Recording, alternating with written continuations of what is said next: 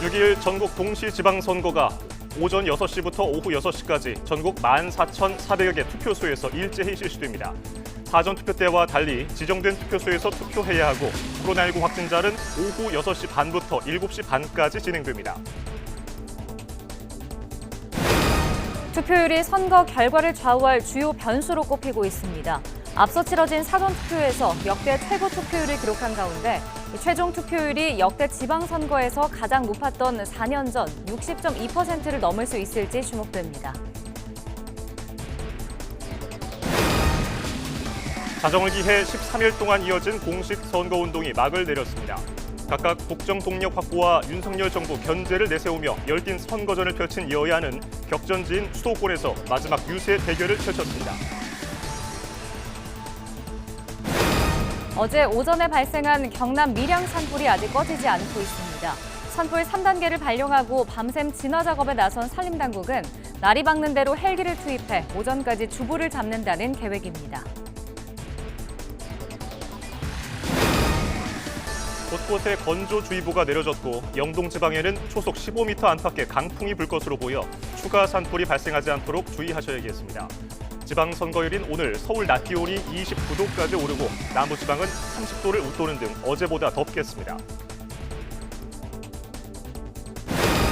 코로나19 확진자 감소에 따라 오늘부터 임시 선별진료소와 생활치료센터 운영이 중단됩니다. 해외 입국자들이 받던 코로나19 검사도 오늘부터 한 번만 받으면 되고 12살 미만은 백신 접종 여부와 상관없이 격리가 면제됩니다.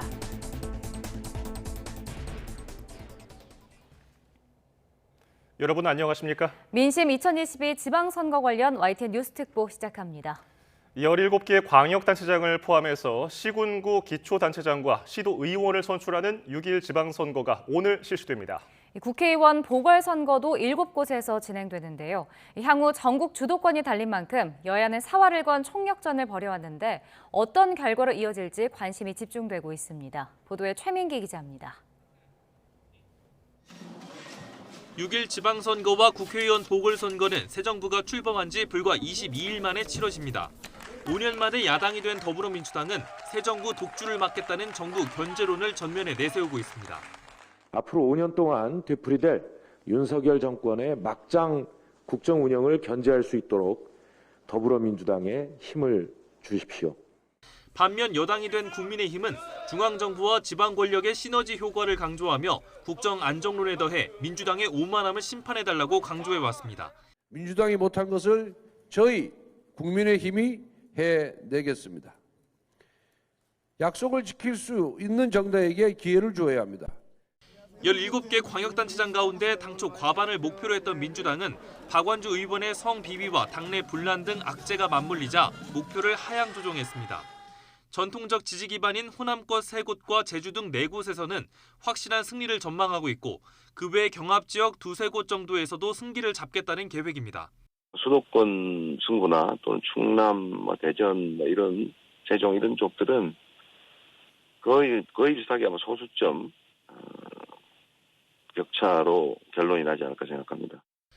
반면 정권 교체에 성공한 데다 최근 당 지지율까지 상승세를 탄 국민의힘은 당초 과반 목표치를 끌어올렸습니다.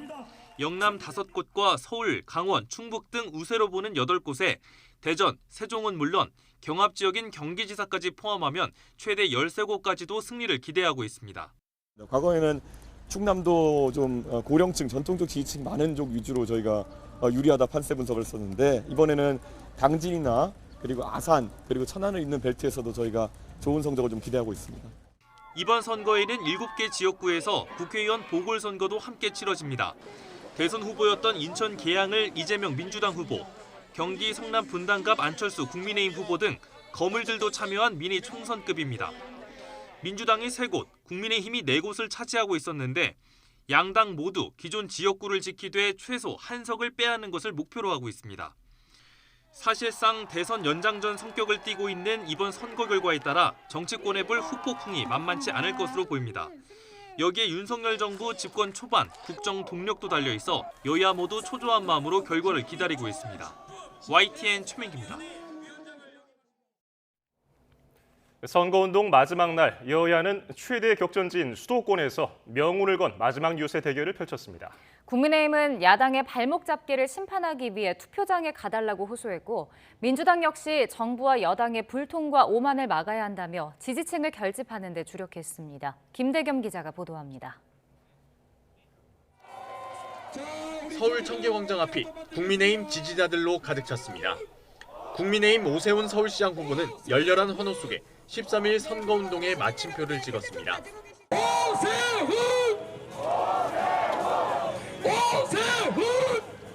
지원 사격에 나선 이준석 대표는 야당이 발목 잡기에 이어 대통령 탄핵까지 운운하고 있다며 투표로 심판해달라고 호소했습니다. 대통령 탄핵까지 언급한 이들에게, 사실상의 대선 불복을 하는 이들에게 내일 우리가 심판할 수 있는 유일한 방법은 여러분께서 한 분도 남김없이 투표장으로 가서 푸른 물결로 뒤덮인 용산역 광장. 같은 시각 더불어민주당 송영길 서울시장 후보도 지지자들을 향해 주먹을 불끈 쥐어 보입니다.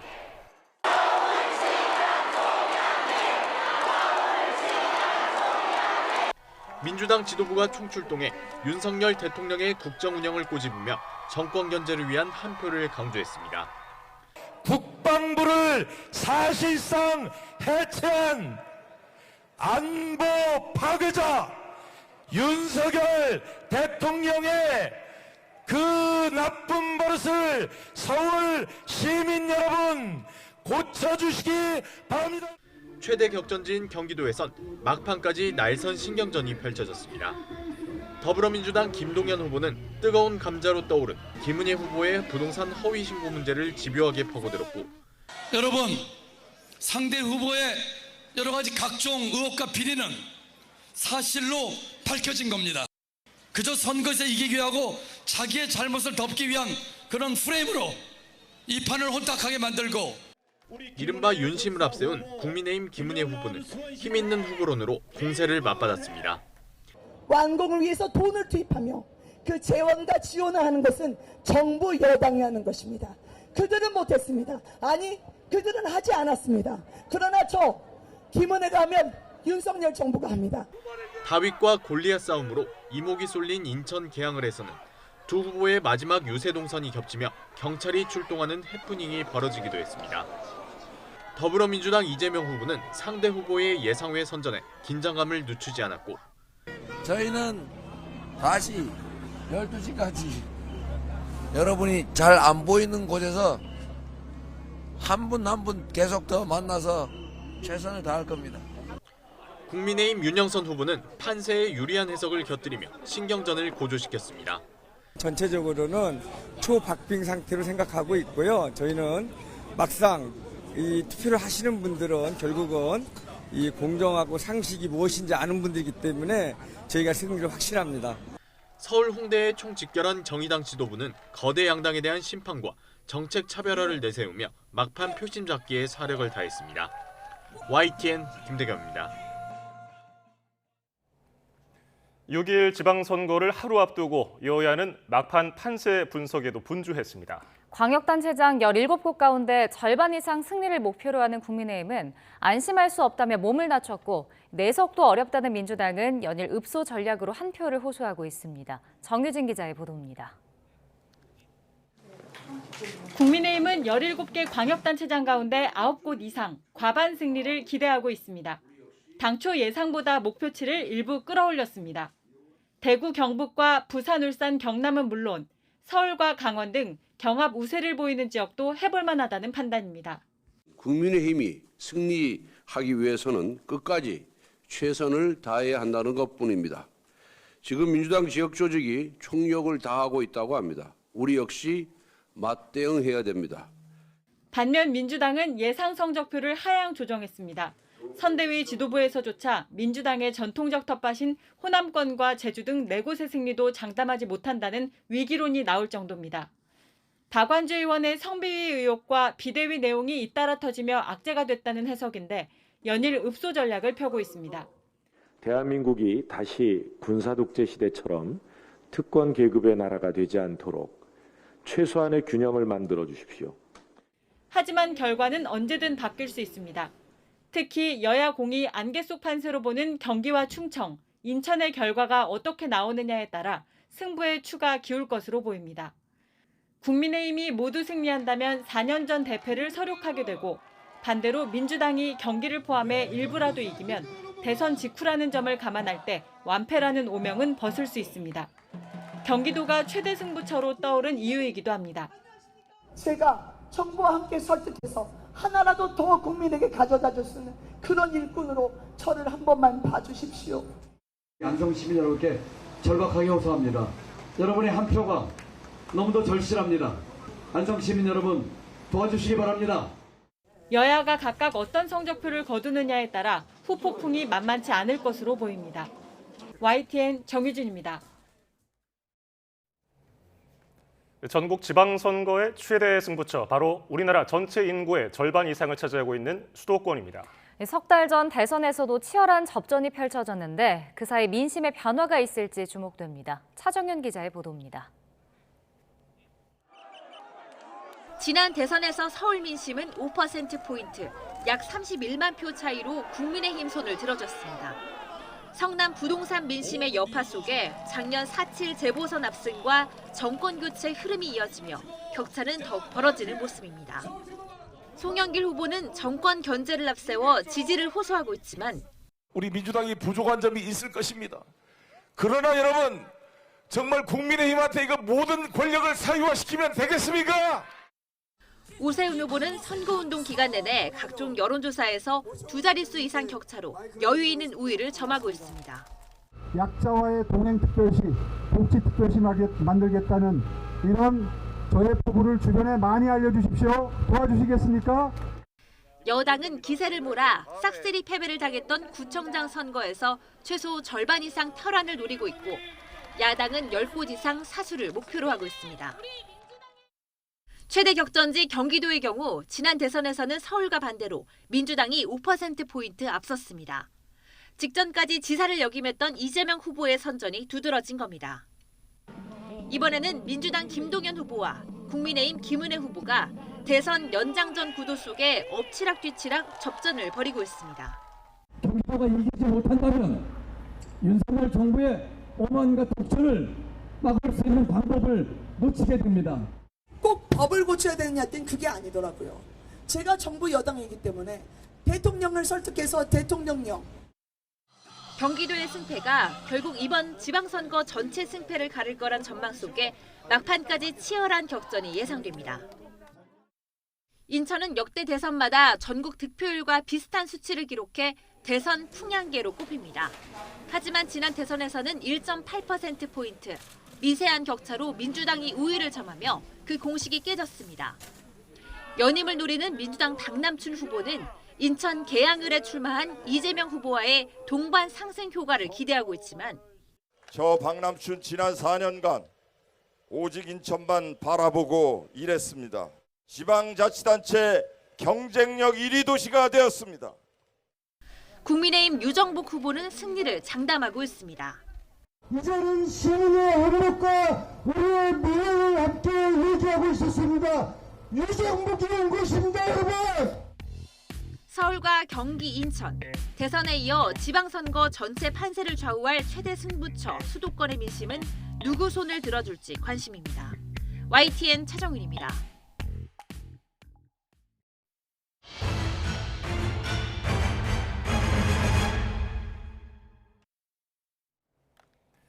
이번 지방선거에서 눈여겨볼 만한 지역들 살펴보겠습니다. 더불어민주당 이재명 상임고문의 정치적인 고향으로 꼽히는 곳, 바로 경기도 성남이죠. 시장 선거와 함께 국회의원 보궐선거가 열리는 성남에 비상한 관심이 쏠리고 있습니다. 왜 그런지 이은솔 앵커가 가상 스튜디오에서 전해드립니다. 경기도 성남시는 서울의 동남쪽 강남과 맞닿아 있는 지역입니다. 인구는 92만 명 정도인데요.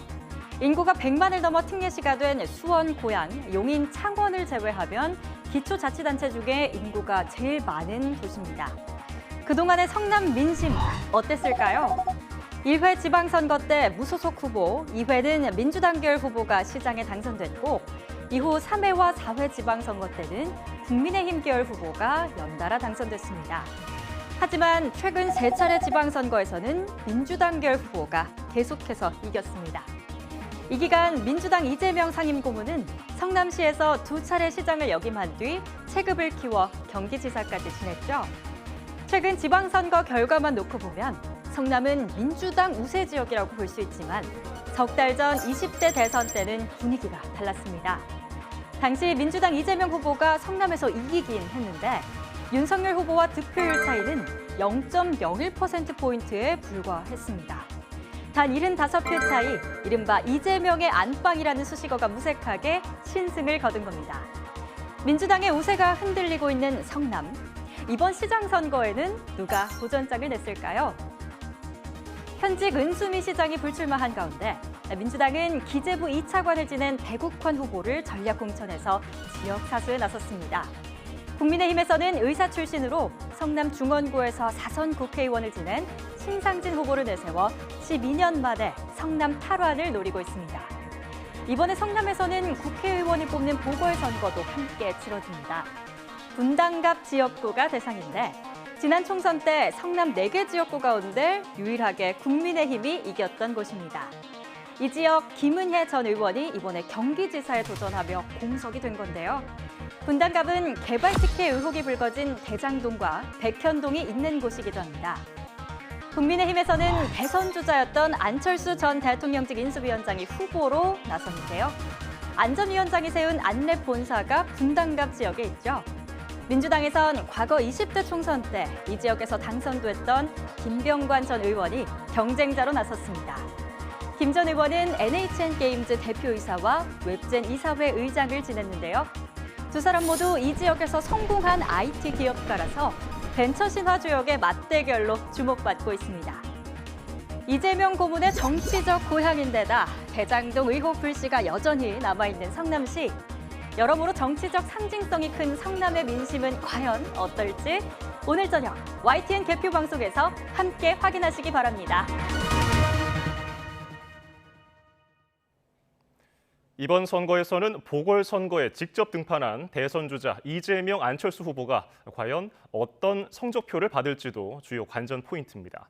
어떻게 또 얼마나 이기느냐에 따라서 향후 정치적 명운이 걸렸다는 게 대체적인 분석입니다. 부장원 기자가 보도합니다. 보궐선거 지역구 7곳 가운데 전국적인 관심을 받는 곳은 단연 인천 계양을과 경기 분당갑입니다. 이재명 후보는 당선이 안정적인 민주당의 텃밭에서 전체 선거를 지휘하겠다는 계산을 세웠고 안철수 후보도 보수색이 강한 곳이자 알렙이 있는 지역구를 교두보로 선거 바람을 일으키기 위해 동분서주했습니다. 지역 발전과 국가 발전을 동시에 추구해야 될 역량 있는 인물이 더 중요하다. 유능한 큰 일꾼을 우리 계양을 우리 유권자들께서도 훨씬 더 많이 선호한다는. 법으로 하는 것이지만 실제로 행정으로 할 수 있는 일이 훨씬 더 많습니다. 그래서 저는 여당의 3선 중진 의원으로서 누구보다도 잘할 자신이 있다. 두 후보 모두 이번 선거에서 큰 격차로 당선된다면 당권은 물론 5년 뒤 대선 경쟁에서도 유리한 고지를 점할 수 있습니다. 이 후보는 원내 경험이 없던 비주류로 분류됐기 때문에 당 장악력을 키우며 후위를 도모할 수 있고 안 후보도 합당 뒤 당내 세력이 거의 없는 만큼 이번 선거가 당 세력 확장의 전환점이 될 것이기 때문입니다. 이재명 고문께서 국회로 가야 합니다. 윤석열 정부는 벌써부터 검찰 독재 조짐이 보이고 있습니다. 견제와 균형은 대한민국 민주주의를 지키는 원리입니다. 대장동 부패 게이트라는 이재명 전 경기지사가 몸통 설계자인 바로 대장동이 있기 때문에 이곳에서 우리는 압승, 필승, 완승을 해야 됩니다, 여러분. 하지만 두 사람 모두 당에 유리한 곳에 출사표를 던진 만큼 이기더라도 차이가 얼마 나지 않는다면 그 의미가 희석될 수 있습니다. 최악의 시나리오는 체급 차이가 난 상대 후보의 덜미를 잡히는 경우로 차기 대선 후보로서 정치 생명까지 불투명해질 가능성도 배제할 수 없습니다. YTN 부장원입니다. 이번 지방선거와 국회의원 보궐선거에 나선 여야 후보들은 한 표라도 더 얻기 위해 어느 때보다 치열하게 경쟁했습니다. 나에선 신경전도 개의치 않으며 각자의 강점을 부각하기 위해 안간힘을 썼습니다. 눈길을 끈 이번 선거의 주요 장면을 이승배 기자가 정리했습니다. 민주당 중진들과 유승민 전 의원을 각각 경선에서 꺾으며 출발선부터 이목을 집중시킨 여야 경기도지사 후보는 공식 선거운동의 공이 울리자마자 경기도행 심야버스 정류장과 택배 물류센터를 찾아 총성 없는 격전에 돌입했습니다. 말꾼이 아닌 일꾼을 뽑아달라는 인물론으로 밀어붙이자 서울이 아닌 경기도가 대한민국 경제 수도가 되고 있습니다. 이와 같은 경기도의 도지사로 여러분 말 잘하는 말꾼을 뽑으시겠습니까? 일 잘하는 일꾼을 뽑으시겠습니까? 대장동 저격수로 재등판도 불사하며 난타전이 벌어졌습니다. 민주당의 부정에 지난 대장동 싸움을 시작했던 이 전쟁의 마무리를 네가 한다는 그 부름을 받고 이 자리에 섰습니다. 그리고 이 싸움을 꼭 승리로 이끌고 싶습니다. 여러분들과 함께 꼭 이루고 싶습니다. 서울시장 탈환과 수성을 두고 맞붙은 송영길, 오세훈 후보는 서로를 향해 대체 성과가 뭐냐고 매섭게 따져묻다가도 화려한 그림들은 많았는데 구체적으로 실제적으로 진행된 게 뭔가에 대한 질문들이 많습니다. 지금 말씀처럼 천국 같은 세상 만드셨으면 되지. 아니 지금까지 뭐 하고 계시다가 이제 서울에서 실험을 하시겠다는 얘기입니까? 마라톤 대회에 참석한 시민들 앞에선 일제히 자세를 낮추고 한 표를 호소했습니다. 송영길이네. 1번이네. 10호에 연결시켜주는 거. 알겠습니다. 예상 밖 접전 승부로 고전한 이재명 총괄선거대책위원장은 막판 쟁점이었던 김포공항 이전 논란을 특유의 직설화법으로 반박하며 대선 패배 서력을 다짐했습니다. 인천공항으로 통폐합을 할 경우에 제주 관광 산업이 영향을 받는다. 저는 좀 모자란 생각이거나 악의적 선동이라고 생각합니다. 전직 대선 주자로 함께 보궐선거에 뛰어든 안철수 후보는 이 위원장의 지역 연고를 꼬집으며 신경전을 달궜습니다. 저희 동네에서 주민 한 분이 도망쳐서 이쪽으로 왔다길래 찾으러 왔습니다. 동분서주, 숨가빴던 열전에 사력을 다 바친 후보들은 이제 정치적 명운이 걸린 성적표를 숨죽이며 기다리고 있습니다. YTN 이승배입니다. 새 정부 출범 이후 한 달도 안 돼 치러지는 이번 지방선거는 역대 최소 표차, 초박빙 대선의 연장전 성격이 강합니다. 여야 모두 사활을 건터라 상대 후보를 향한 네거티브 공방이 그 어느 때보다 뜨거웠습니다. 이렇다 보니 정작 지역 일군의 옥석을 가리기 위한 정책 경쟁은 뒤로 밀렸다는 비판이 나옵니다. 보도에 홍선기 기자입니다. 6일 지방선거에서 최대 격전지로 꼽히는 경기도는 윤심 대 이심 대리전이었습니다. 여야 후보들의 입도 거칠었는데 시작은 김은혜 후보의 KT 전무 시절 채용 청탁 의혹이었습니다. 검사가 공채과정 A 추천을 인하여 내에 있습니다. 시댁 쪽에서 책임다는 부탁을 받았습니다. 이런 이야기를 했습니다. 그러면서 1차에 합격을 했습니다. 만약에 그런 청탁이 있었다면 그 당시에 민주당 정권이었습니다. 그리고 저는 전 정부에 있던 사람이었고요. 아마 수사가 저를 가만 놔두지 않았을 겁니다. 여기에 김은혜 후보는 과거 대선 후보 시절 김동연 후보가 받은 고액 후원금 문제를 공론화하며 맞불을 놨습니다. 대장동 주민분들의 피눈물이 서릴 수 있는 그 돈이 이재명 후보와 김동연 후보와의 혹 단일화 대가로 들어간 것이 아닌지 그 의혹이 일고 있습니다. 또 선거운동 자금으로 쓰였다는 그 지적에 대해서 우선 참 개탄스럽습니다. 제가 지금 내신 분들 누군지도 모르는 분들입니다. 그리고 작년 10월 달 일이고 이재명 후보와의 연대는 금년 2월 달에 한 것입니다. 4선 서울시장에 도전하는 오세훈 후보 그리고 인천시장을 역임했던 송영길 후보는 자신이야말로 적임자라며 상대를 향한 가시돋친 설전을 이어갔습니다.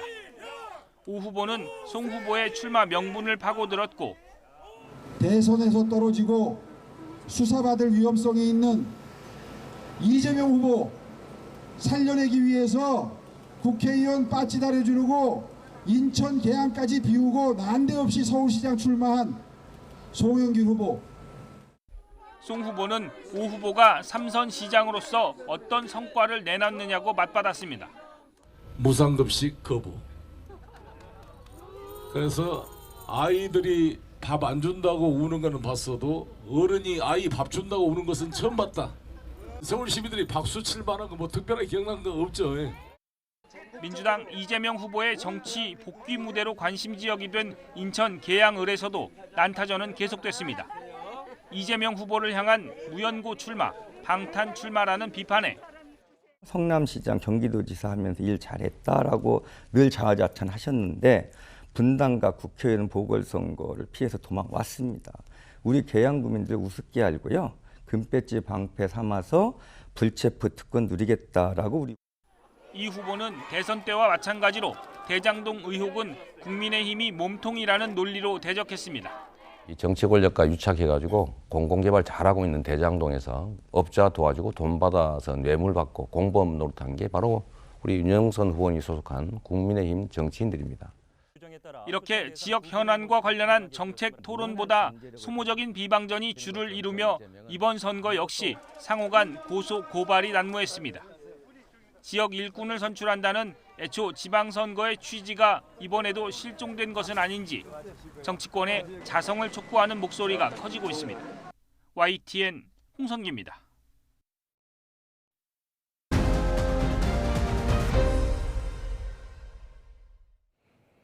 전통적으로 투표율이 높으면 진보가, 또 낮으면 보수가 유리하다는 말이 있는데요. 저희가 선거에 대한 편견을 깨는 시간을 마련했습니다. 민심연구소 나와주시죠. 투표율이 높으면 진보, 낮으면 보수가 유리하다는 말 정말 그런지부터 보겠습니다. 역대 7차례 광역단체장 선거 결과를 지도에 색깔로 표시를 해봤습니다.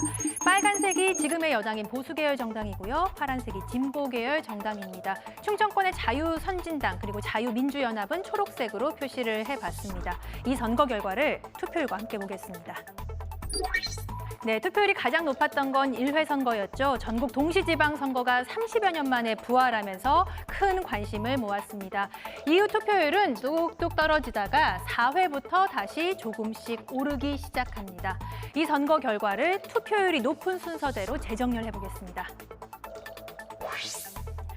3단 구도 속에 치러져 보수 진보 어느 한쪽이 이겼다고 가르기 어려운 1회 선거를 제외하고 보면 투표율이 두 번째로 높았던 4년 전 7회 선거 더불어민주당이 석권했습니다. 모두 14석을 가져갔고 국민의힘 전신인 자유한국당은 2석을 차지하는 데 그쳤네요. 다음으로 투표율이 높았던 6회 선거 역시 진보 진영이 더 많은 곳에서 승리했죠. 투표율이 낮을 때도 한번 보겠습니다. 역대 최저 투표율을 기록한 3회 선거, 한나라당의 압승이었죠. 4회 선거 역시 두 번째로 투표율이 낮았는데요. 이 빨간색 부분이 눈에 띄게 많습니다. 이것만 보면 투표율이 높으면 진보, 낮으면 보수가 유리하다는 공식이 맞아떨어지는 것 같습니다. 하지만 이 공식은 지난해 서울시장 재보궐선거 때 깨졌습니다. 이 서울시장 재보선 투표율이 58.2%로 높았고 사전 투표율도 높아서 민주당이 고무적이었지만 이 결과는 국민의힘 후보로 나선 오세훈 현 서울시장의 승리였죠. 투표율만 갖고 결과를 예단하기 어려워진 이유입니다. 이 공식은 왜 깨졌을까요? 계속해서 김경수 기자 전해주시죠. 네, 투표율에 따라 보수와 진보의 유불리가 갈린다는 속설 왜 생겼을까요? 최근 치러진 선거들의 투표율을 좀 살펴보도록 하겠습니다. 이렇게 투표율이 나오고 있는데 높은 순서대로 좀 정렬을 시켜볼까요? 보시는 것처럼 대통령 선거가 가장 높고 다음이 총선 그리고 그 다음이 지방선거 순인 걸 알 수가 있습니다. 보통 대통령 선거에 관심이 더 쏠리는 탓이기도 하지만 연령대별로 투표율이 다른 것도 중요한 변수입니다. 연령대별 투표율을 좀 보겠습니다. 지난 19대 대선과 7회 지방선거 연령대별 투표율을 좀 보고 계시는데요. 보시는 것처럼 60대와 70대는 어떤 선거냐에 관계없이 투표율이 비교적 높은 편인 걸 볼 수가 있습니다. 하지만 20대와 30대의 투표율은 선거에 따라서 투표율의 차이가 큰 것을 확인을 할 수가 있습니다. 상대적으로 60대, 70대보다는 20, 30대 투표 참여 여부가 전체 투표율에 직접적인 영향을 끼치는 겁니다. 즉 투표율이 예년보다 눈에 띄게 높다면 20대와 30대의 투표 참여가 활발했다는 뜻이니까 진보 정당에 더 유리하지 않겠느냐는 속설도 생겨난 거죠. 그런데 여기에는 전제가 하나 붙습니다. 바로 2030 세대가 진보적 성향을 띈다는 겁니다. 과거 1987년 민주화 항쟁에 불을 지폈던 세대가 바로 당시 2030이었죠. 하지만 30년이 넘는 시간이 흘러서 이들은 이제 초로의 나이가 됐습니다. 반면 1990년 전후에 태어난 지금의 2030 세대는 다원화된 정치 성향을 보입니다. 실제로 지난 20대 대선 지상파 출구조사 결과를 보면 이렇게 진보와 보수가 팽팽히 맞서고 있고요. 성별로도 한번 보겠습니다. 보시는 것처럼 남성과 여성에 따라서 이렇게 지지 성향이 갈리는 것을 확인할 수가 있습니다. 어느 한쪽을 지지한다고 보기 어렵게 된 건데요. 20대와 30대의 투표율이 높아져도 그 표가 어디로 향하는지 알 수 없다는 겁니다. 투표율의 높낮이로만 특정 진영의 유불리를 따지는 건 이제 무의미해졌습니다만 유권자 한 표의 가치는 여전하죠. 아직 투표하지 못하신 분들 소중한 한 표 꼭 행사하시길 바랍니다. 지금까지 민심연구소였습니다.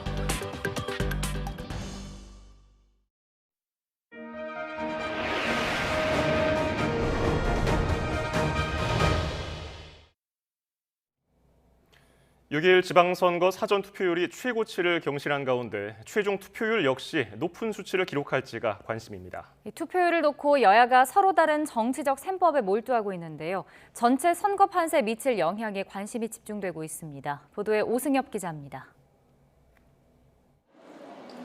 4년 전 치러진 제7회 전국 동시지방선거의 사전투표율은 20.14%로 당시 역대 최고치를 기록했습니다. 최종 투표율도 60.2%로 1회 지방선거에 이어 역대 지방선거 가운데 두 번째로 높았습니다. 최근 진행된 6일 지방선거 사전투표율은 4년 전보다 높은 20.62%. 자연스레 이번 지방선거 최종 투표율도 60%를 웃돌 수 있다는 분석이 잇따랐습니다. 높은 사전투표율을 놓고 여야는 모두 각자의 지지층이 결집한 결과로 해석했습니다. 여당인 국민의힘은 이번 선거가 대선 연장전의 성격을 띠는 만큼 컨벤션 효과가 이어질 가능성이 크다고 봤고, 저희 당의 지난 한 1년간의 노력으로 인해서 보수 진영에서도 이 사전투표에 대한 많은 의구심을 덜어내고 투표에 참여하시고 계십니다. 민주당은 높은 사전투표율이 진보 진영에 유리하다는 관행이 이번에도 이어지길 기대하는 모습입니다. 더불어민주당을 지지하시는 유권자들께서 사전투표에 적극적으로 나와주셨다 이렇게 생각을 합니다. 다만 높은 사전투표율만으로 유불리를 따지긴 어렵다는 분석이 나옵니다. 사전투표가 선거 문화로 자리 잡으며 본투표의 분산투표 경향을 띠고 있기 때문입니다. 결국 여야 모두 안심할 수 없는 상황. 이 때문에 본투표 당일 지지층을 투표소로 불러내기 위한 총력전이 이어졌습니다. 높은 투표율이 누구에게 유리할지 예단할 수가 없습니다.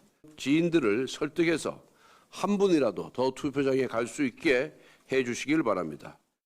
투표해 주십시오. 투표해야 이깁니다. 투표하면 이깁니다. 행동하는 양심은 그 어떤 힘보다 강합니다. 대선 이후 석 달 만에 다시 정면 승부에 나선 여야. 오늘 본투표에 나설 유권자들이 어떤 선택을 하느냐에 따라 전국의 흐름도 크게 좌우될 전망입니다. YTN 오승엽입니다. 여소야대 전국에서 이번 지방선거 결과는 윤석열 정부의 임기 초 국정 운영 동력에도 큰 영향을 줄 것으로 보입니다. 초박빙 대선 이후 석 달도 안 돼서 드러날 민심의 향배, 대통령실도 촉각을 곤두세우고 있습니다. 구수본 기자가 보도합니다. 윤석열 정부가 출범하기 직전 불거진 이른바 검수완박 전국에서 국민의힘은 무기력했습니다. 과반 의석을 차지한 더불어민주당의 단독 처리에 맞설 방법이 사실상 없었습니다. 새 정부 출범 전에 검수완박법을 강행 처리하라는 지령이라도 수행하듯이 상상할 수도 없는 온갖 꼼수와 편법을 동원했습니다. 취임 이후 야심차게 추진한 추가 경정 예산안이 국회 문턱을 넘는 과정도 순탄치 않았습니다. 손실보상 소급 적용 문제 등을 놓고 당정과 민주당 사이 신경전이 팽팽했습니다. 전반기 의장단 임기가 끝나는 마지노선을 코앞에 두고서야 간신히 극적 타결을 이뤄냈습니다. 국민들에게 희망을 드려야 한다는 절박한 마음으로 오늘 추경 처리에 대승적인 결단을 내렸습니다. 정략적 추경에만 골몰한 윤석열 대통령과 정부 여당의 민생 외면에 다시 한번 깊은 유감을 표합니다. 167석 거대 야당인 민주당의 협조 없이는 주요 정책을 속도감 있게 추진하는 데 한계가 있는 겁니다. 특히 부동산 세제와 정부 조직 개편, 탈원전 정책 폐기 등 새 정부의 110대 국정과제를 제대로 실천하기 위해선 법률 보완이 뒷받침돼야 합니다. 의회 권력을 쥔 민주당이 열세를 쥐고 있는 셈입니다. 국민의힘이 이번 선거 기간 내내 국정 안정론을 외치며 윤석열 정부에 힘을 실어달라고 호소한 가장 큰 이유입니다. 2년 뒤 총선 때까지 입법부의 권력 지형이 바뀌지 않는 상황에서 민심의 힘을 빌려 앞으로 대야 협상에 나서겠다는 포석이 깔려 있습니다. 간곡히 호소합니다. 제발 윤석열 정부가 거대 야당의 무리한 발목 잡기를 뚫고 원 없이 일할 수 있도록 도와주십시오. 하지만 민주당은 중앙정부의 지나친 권력 집중을 막기 위해 지방정부의 견제가 필요하다며 날을 세웠습니다. 윤석열 정부의 실정을 견제하고 다양한 의견을 반영하기 위해선 한쪽으로 힘이 쏠려서는 안 된다는 논리입니다. 물가, 환율, 금리 이 삼각파도가 우리 대한민국 경제를 덮치고 우리 국민의 민생을 덮치고 있는데 여기에 대해서 정부가 대책 하나 내놓은 것 있습니까? 제대로 일할 수 있게 지지해달라는 여당의 목소리와 독주를 막기 위해 균형을 맞춰달라는 야당의 호소 중 누구에게 힘을 실어줄지 유권자의 선택을 대통령실도 초조하게 기다리고 있습니다. YTN 구수본입니다. 이번 지방선거에는 더불어민주당과 국민의힘 말고도 정의당을 비롯한 군소정당 후보들도 뛰고 있습니다. 역대 가장 치열했던 대선을 거치면서 양당 체제가 더욱 공고해졌는데 지방선거를 통해 이변을 만들어낼 수 있을지 주목됩니다. 조성호 기자가 보도합니다. 서울시장 선거에 나선 정의당 권수정 후보는 민주당과 국민의힘 양당 후보 정책이 차별성 없다는 점을 공략해왔습니다. 오세훈 후보가 얘기하는지 송영길 후보가 이야기하는지 이게 국민의힘의 내용인지 민주당의 내용인지 모를 정도로 서로 똑같이 닮아있는 얘기 한쪽에서 하고 있습니다. 기본소득당에선 신지혜 후보가 지난해 보궐선거에 이어 서울시장에 두 번째 도전하고 있습니다. 돈 없는 사람도 집 없는 사람도 여성, 장애인, 성소수자도 더 나은 내일을 기대할 수 있는 서울, 저 신지혜가 만들어 가겠습니다. 전현직 당대표인 이정미 인천시장 후보와 여영국 경남지사 후보를 비롯해 정의당에선 광역단체장 후보 7명이 나왔습니다. 기본소득당도 5군데의 시장 도지사 선거에 나섰습니다. 역대 가장 치열했던 대선에서 거대 양당을 중심으로 유권자들이 결집하면서 군소정당들의 설 자리는 좁아졌습니다. 석 달도 안 돼 치러지는 지방선거 구도도 마찬가지입니다. 당선 가능성을 조금이라도 높이기 위해 진보정당끼리 힘을 합쳐보기도 합니다. 이번 선거를 통해 시민들께 진보 정치에 희망을 드려야 합니다. 반드시 모든 진보정당 후보들의 당선을 위해 함께 힘을 모아야 한다는 결심을 높이고 이번 지방선거에는 한 선거구에서 기초단체 의원 3명에서 5명까지 뽑는 중대선거구제도 도입됐습니다. 군소정당의 지방의회 진입장벽을 낮추기 위한 시도인데 30곳에서 시범 시행하기로 여야가 선거 직전 합의했습니다. 하지만 정작 12곳엔 민주당과 국민의힘 후보들만 나서고 제3당은 후보를 내지 못해 아직 갈 길이 멉니다. 거대 양당 후보들처럼 군소정당 후보들의 목표도 선거에서 이기는 겁니다. 지방 정치 무대에서부터 다양성을 보장해달라며 어떤 정책들을 들고 선거운동을 벌여왔는지 투표장 가는 길 들여다보는 것은 어떨까요? YTN 조성호입니다.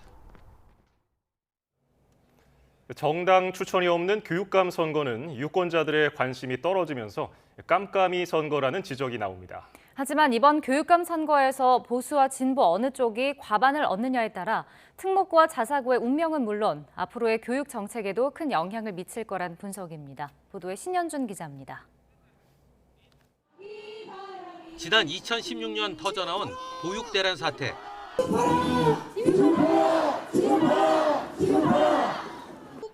정부가 누리과정 무상보육에 지방교육 재정 교부금을 사용하려다 시도교육감들이 반기를 들면서 발생한 일입니다.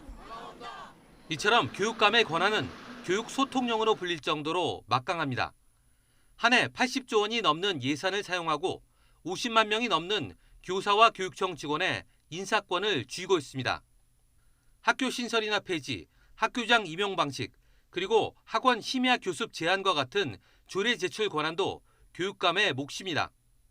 하지만 정치적 독립을 위해 정당 추천이 없다 보니 유권자들의 관심은 그다지 높지 않습니다. 중고등학생이거나 그러면 좀 관심이 있을 텐데 제 아이들이 다 커서 성인이 된 바람에 별로 관심이 없어졌어요. 아무래도 교육감 선거는 메인 선거가 아닌 것 같은 그런 생각이 들어가지고요. 약간 그 집중도가 좀 떨어지지 않나. 별로 관심 없어요. 뽑아봐야 뭐 그 나물에 그 밥인데 뭐. 선거판이 정책 대결보다는 진영 단일화나 이념 갈등, 흑색 선전으로 얼룩지는 이유입니다.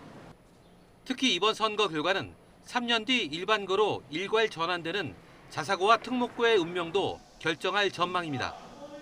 현 정부는 자사고와 특목고의 유지에 방점을 두지만 교육감이 학교 평가 기준 설정과 재지정 권한을 통해 이를 막을 수 있기 때문입니다. 전체 17곳 중 보수 진보 어느 쪽이 더 많은 교육감을 배출하느냐도 관전 포인트입니다. 과반인 9곳 이상을 차지하는 쪽이 전국 시도교육감협의회 회장과 당연직인 국가교육위 초대위원을 차지하기 때문입니다. 어떤 관점을 가지느냐에 따라서 교육부와 각을 세울 수도 있고 협력관계를 가져갈 수도 있거든요. 어떤 리더십을 가져가느냐에 따라서 분위기가 많이 달라지기도 하고 그렇습니다. 교육은 100년지 대계라고 합니다. 오는 7월 국가교육위원회가 출범하면 초중등 교육의 중심은 시도교육청으로 옮겨져 더 많은 무게가 실리게 됩니다. 우리가 교육감 선거에 관심을 기울여야 하는 이유이기도 합니다. YTN 신현주입니다.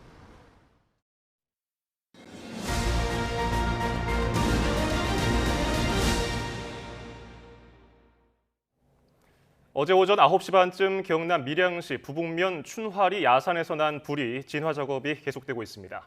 진화율은 41%로 산림 피해 면적은 250헥타르가 넘어섰습니다. 또 확산 우려가 있는 근처 마을 주민 470여 명과 요양병원 입소자 200여 명이 대피했고 밀양 구치소 수감자 391명은 대구 교도소로 이송됐습니다. 산림당국은 현재 야간 산불 진화 인력 1,500여 명을 투입해서 방어선을 구축하는 등 산불 확산 저지에 주력하고 있습니다. 또 날이 밝는 대로 산불 진화 헬기 57대를 투입해서 주불 진화에 나설 예정입니다. 밀양 산불은 고온 건조한 날씨가 이어진 데다가 강한 바람이 불어서 피해를 키웠습니다. 봄철 대형 산불의 위험도가 높은 상황이라 각별한 주의가 필요한 시기입니다. 박종혁 기자가 보도합니다.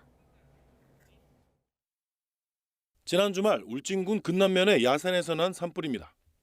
축구장 200개가 넘는 면적이 산불 영향구역에 포함됐고 23시간 만에 주불이 잡혔습니다.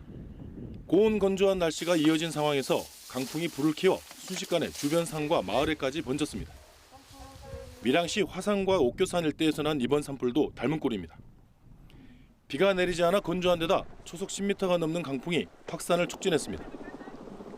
불이 난 뒤 몇 시간도 지나지 않아 산불 영향구역만 150헥타르에 달해 산불 3단계 발령 조건을 넘을 정도입니다. 산불 영향구역은 총 150헥타르로 추정하고 있습니다. 화산의 길이는 5km입니다. 인명과 시설 피해는 현재까지 없습니다. 정부가 정한 봄철 산불 조심 기간은 2월부터 5월 15일까지입니다. 그 이후에는 대형 산불이 드물다는 얘긴데 울진과 밀양 산불은 5월 말에 발생했습니다. 앞서 난 울진 산불은 지난 1986년 이후 5월에 발생한 대형 산불 가운데 가장 늦은 시기에 발생했습니다. 예년과 다른 날씨 탓에 대형 산불 위험 기간의 경계가 모호해졌다는 얘기입니다. 지금 우리나라 숲이 많이 우거져 있는 상태고 예년에 비해서 고온 건조한 날씨 때문에 이 시기에도 큰 불이 많이 나고 있는 상황입니다. 최근 10년 동안 해마다 1,200건에 달하는 산불이 발생하고 있습니다. 이 가운데 65% 이상이 봄철에 발생하고 있어 봄철 산불 예방에 각별한 주의가 필요합니다. YTN 박종혁입니다. 대통령 친인척과 고위공직자의 감찰기구인 특별감찰관의 폐지론이 대통령실에서 흘러나오면서 공약 후퇴 논란이 불거졌습니다. 국민의힘이 그동안 특감을 임명하지 않았던 문재인 정부를 비판하면서 제도 부활을 내세웠기 때문입니다. 선거를 앞두고 논란이 커질 조짐에 여당은 폐지에 선을 그었고 대통령실은 입장을 번복하면서 진화에 나섰습니다. 박소정 기자입니다. 며칠 전 출근길, 윤석열 대통령은 공직자 인사 검증을 맡은 법무부 인사정보관리단을 둘러싼 논란을 이렇게 일축했습니다. 사정 컨트롤 타워나 옛날 특감반 이런 거 있죠? 공직자의 비위 정보 수집하는 거 그런 거 안 하고 사정은 그냥 사정기관이 알아서 하는 거고 대통령 비서실이 이런 사정의 컨트롤 타워 역할 안 하고 민정수석실 폐지와 사정 기능의 법무부 이관의 당위성을 강조한 겁니다. 문제는 대통령실에서 특별감찰관제를 폐지하는 듯한 발언이 나오면서 논란이 불거졌습니다. 대통령실 관계자가 특별감찰관 제도를 포함해 권력형 비리를 발본색원할 시스템을 구상하고 있다고 말했는데 사실상 특감을 임명하지 않겠다는 뜻으로 해석됐습니다. 곧바로 비판이 일었습니다. 그동안 국민의힘은 문재인 정부에서 특별감찰관이 공석이었다는 점을 비판해왔고 특별감찰관제 부활을 내세우기도 했기 때문입니다. 지방선거를 코앞에 두고 논란이 불거진 지 하루 만에 국민의힘 권성동 원내대표가 진화에 나섰습니다. 지방선거 이후 여야 합의로 후보 추천 절차를 진행할 것이라며 폐지에 선을 그었습니다. 또 다른 윤핵관 인사인 장제원 의원은 SNS에서 윤 대통령은 법을 무력화시킬 뿐이 아니라면서 대통령실은 크게 각성해야 한다고 지적하기도 했습니다. 대통령실도 급히 브리핑을 열고 새로운 시스템 구상은 폐지를 전제로 한 말이 아니라면서 혼선을 드려 죄송하다고 공식 사과했습니다.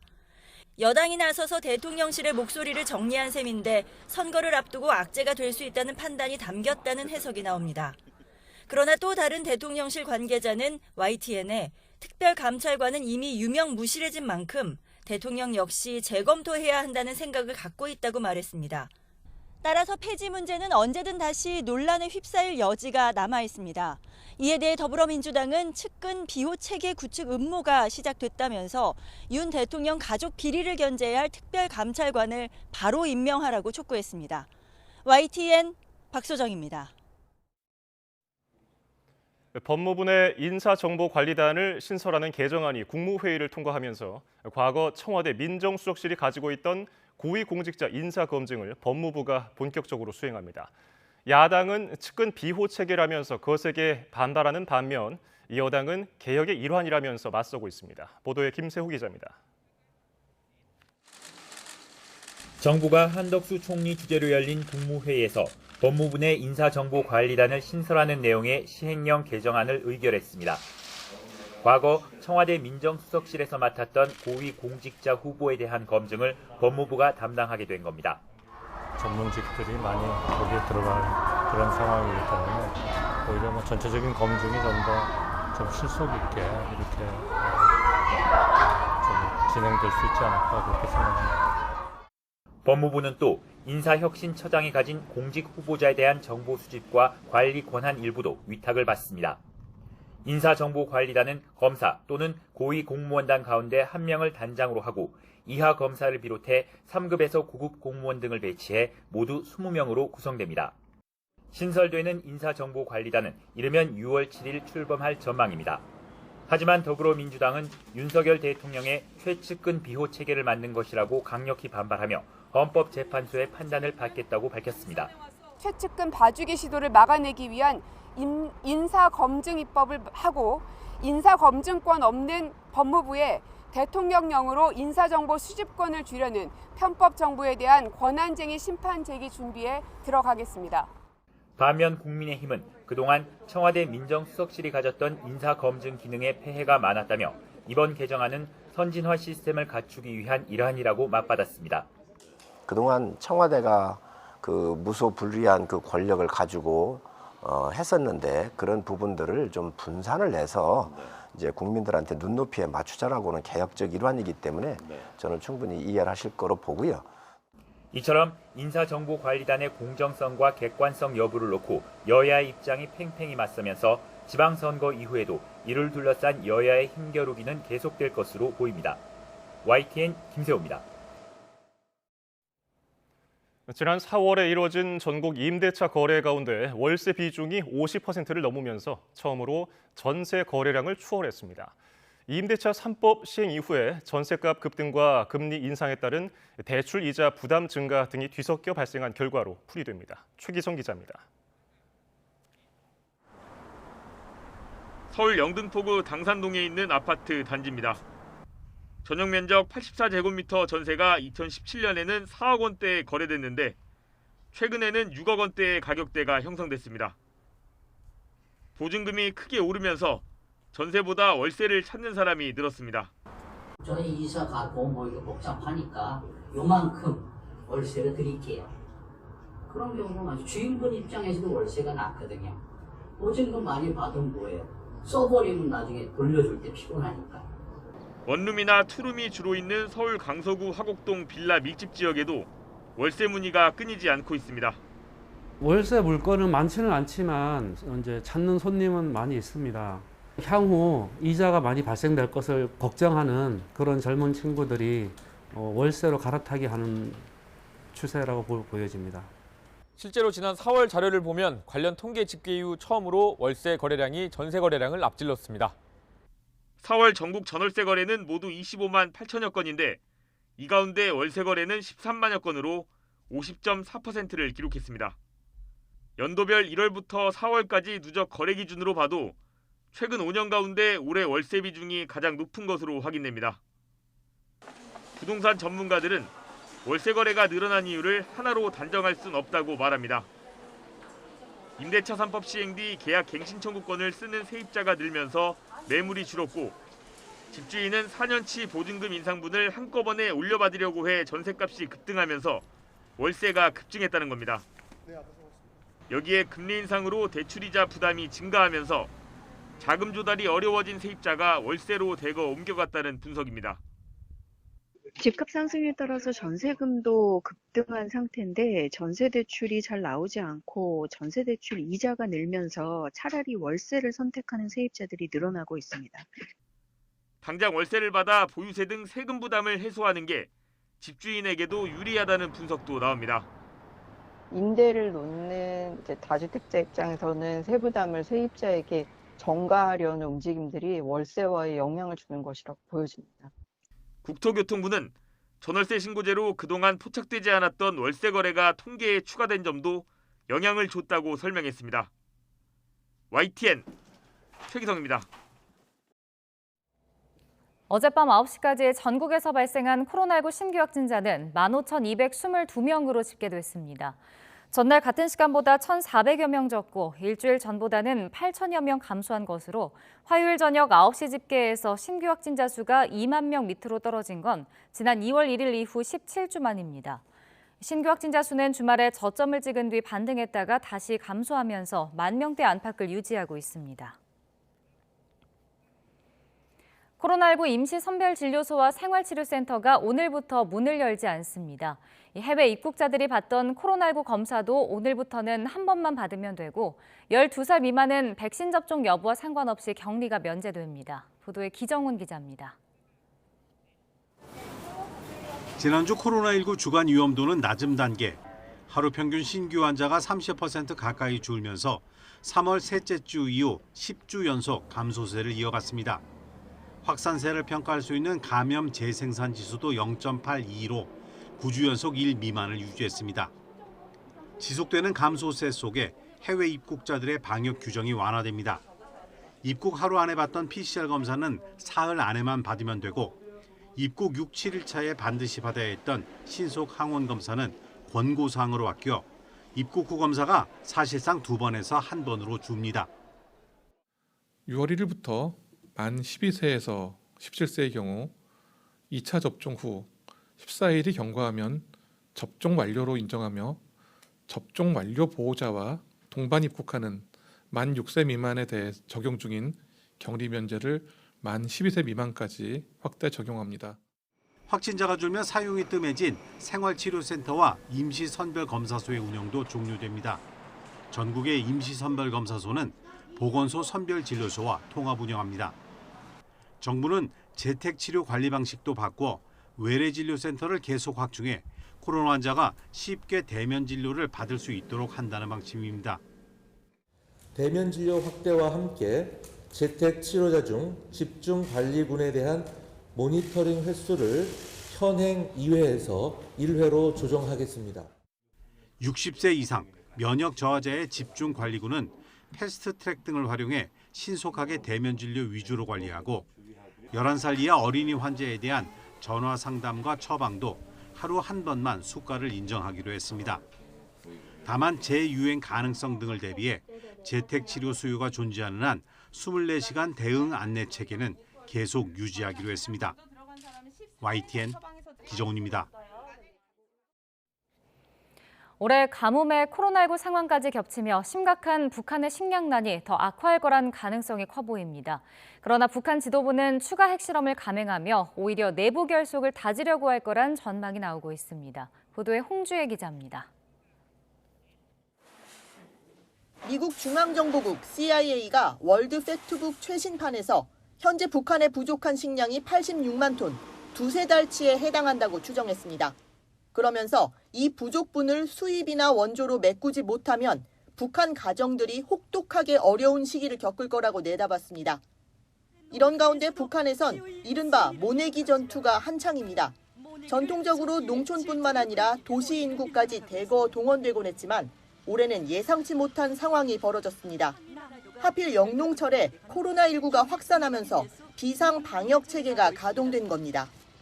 올해 정말 엄중한 방역위 상황이 조성되고 또 오랫동안 가물이 계속되는 등 당면한 영농사업에 지장을 주는 인자들이 수없이 많습니다. 지역별 봉쇄로 노동력이 이동할 수 없다 보니 모내기에 차질이 빚어지고 결과적으로 올해 작황에도 영향이 있을 거란 예상입니다.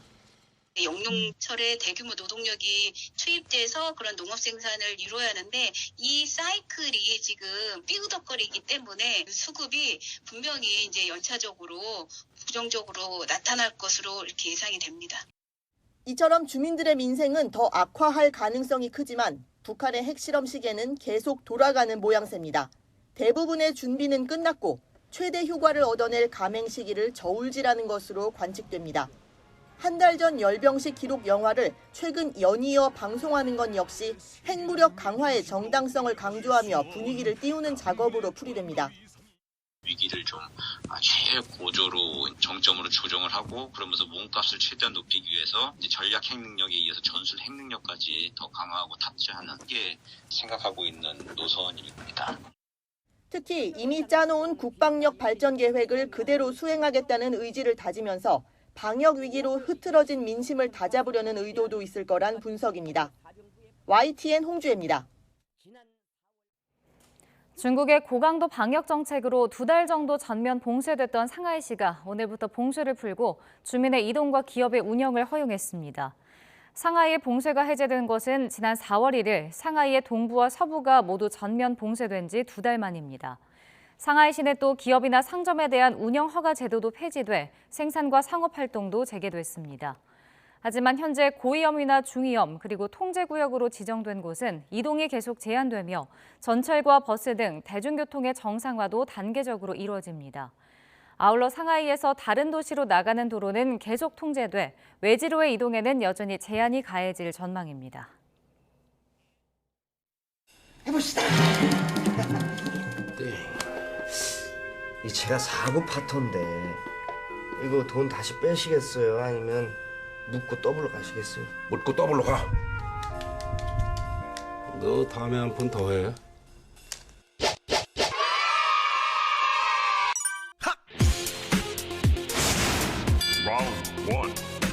이 정권을 교체하고 새로운 희망을 찾기 위해서는 촛불을 들고 국민과 함께 반드시 승리해서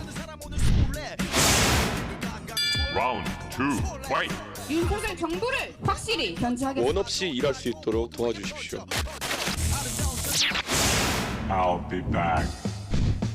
인천부터 승리하고 전국 과반 승리를 반드시 이끌겠습니다. 수도권에서의 승리를 통해 새 정부 성공의 초석을 놓겠다는 말꾼이냐 일꾼이냐 3단계 더 도약시켜드릴 수 있는 비서실장을 지낸 민주당 노영민 후보, 윤당선인 특별고문인 국민의힘 김영환 후보가 맞붙는 충북지사 선거는 신구 권력의 대리전 양상입니다. 무능하고 오만한 윤석열 정권으로부터 국민의 삶을 지켜야 할 책무를 정권 교체했는데 178석 갖고 밀어붙이는데 이번에 지방 권력을 찾아와야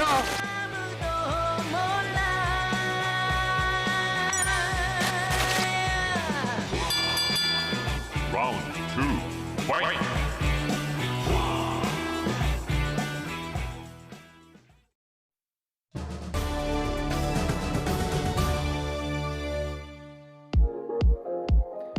최근 선거에서 2030 세대는 성별에 따라 다른 선택에 나섰습니다. 먼저 2030 남성들은 보수의 깃발 아래 뭉쳤습니다. 앞선 대선에서도 윤석열 당시 국민의힘 후보에게 큰 힘을 실어줬습니다. 최종적으로 0.7%포인트 차이였는데 30대 남성은 윤 후보를 이 후보보다 10%포인트 넘게 지지를 했고 20대 남성은 20%포인트 넘게 지지를 했다는 분석도 나왔습니다. 각종 논란에도 불구하고 윤석열 대통령이 여성가족부 폐지 공약 등 청년 남성을 적극적으로 공략한 결과로 보입니다. 2030 여성의 집결은 더욱 극적이었습니다. 대선 전 여론조사에서 어느 쪽으로도 기울어지지 않았던 청년 여성들, 하지만 투표장에서는 이재명 후보로 기울었습니다. 20대 여성은 거의 2배 가까운 지지율 차이를 보였습니다. 큰 폭으로 질 수 있다는 전망과 달리 이번 대통령 선거를 초박빙으로 만들었던 원인으로 꼽힙니다. 대선 패배 이후에도 2030 여성들은 개혁의 딸, 이른바 개딸을 자칭하며 이재명, 민주당 지지를 유지하는 모습입니다. 초박빙 대선의 여파가 여전히 남아있는 이번 지방선거. 2030 남녀 가운데 누가 더 뭉치느냐 역시 중요한 변수가 될 것으로 보입니다. 지금까지 지방선거 관전 포인트였습니다. 제8회 전국 동시지방선거 본투표와 국회의원 보궐선거가 오늘 전국 14,000여 곳 투표소에서 일제히 실시됩니다. 투표는 새벽 6시부터 오후 6시까지 진행되고 코로나19 확진자 투표는 일반 선거인 투표가 종료된 30분 뒤인 오후 6시 반부터 7시 반까지 이루어집니다. 본투표는 사전표와는 달리 반드시 지정된 투표소에서 투표를 해야 하고 일반 유권자는 신분증을, 코로나19 확진자는 신분증과 함께 확진자 투표 안내 문자나 PCR 신속 항원 검사 양성 통지 문자 등을 반드시 지참해야 합니다. 투표소 위치는 각 가정에 발송된 투표 안내문을 확인하거나 중앙선관위 홈페이지, 포털 사이트에서 확인할 수 있습니다. 6일 지방선거 공식 선거운동 마지막 날에 국민의힘 지도부는 서울 청계광장에, 더불어민주당 지도부는 용산역 광장에 집결해서 서울시장 후보 지원 유세를 벌였습니다. 여당은 윤석열 정부 성공을, 야당은 정부 견제를 외치면서 막판 지지층 결집을 호소했습니다. 직접 들어보시죠. 갑자기 대통령 탄핵까지 꺼내면서 선거 막바지에 자기 지지층을 결집하려고 하고 있습니다. 여러분, 이거 가볍게 봐서는 안 되는 것이고 오늘 대통령 탄핵까지 언급한 이들에게, 사실상의 대선 불복을 하는 이들에게 내일 우리가 심판할 수 있는 유일한 방법은 여러분께서 한 분도 남김없이 투표장으로 가서 대한민국 윤석열 정부 성공을 위해서 뛰는 것 아니겠습니까? 폭주하는 신임 대통령을 견제하고 탈선하지 못하도록 잘 끌고 갈 책임 있는 야당이 필요하고, 그 책임 있는 야당이 바로 더불어민주당이라는 걸 여러분 잘 아시죠?